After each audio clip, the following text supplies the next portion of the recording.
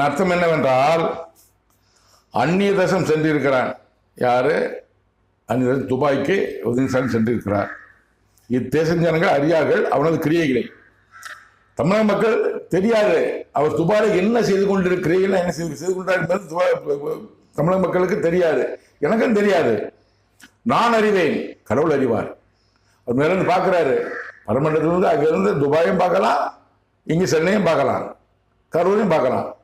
ஆனால் தமிழக மக்கள் அவர் என்ன செய்து கொண்டிருக்கார் என்பது தமிழக மக்களுக்கு தெரியாது. ஆனால் கடவுள் மேலும் பார்க்கணும் தெரியும். நான் அறிவேன். சுயநலத்திற்காகவே தேசம் சென்றிருக்கிறார். சுயநலம்னா அவருடைய சுயநலம், தமிழக மக்கள் நலனுக்காக கிடையாது. தமிழக மக்கள் நலனுக்காக நிச்சயம் போகலை. அவர் சுயநலம் தொழில் சம்பந்தமாக இருக்கலாம், இல்லை முதலீடு செய்ய இருக்கலாம். என்ன எனக்கு தெரியாது, நான் தெரியாமல் குற்றம் சொல்லக்கூடாது. அவருடைய தமிழகத்தின் நலனுக்காக அல்ல, அவங்களுக்கு சொல்றேன். அவர் என்ன செஞ்சான்னு சொல்ல மாட்டாங்க. சொல்லுவாங்க 5000 கோடி முதலீடு செஞ்சாங்க.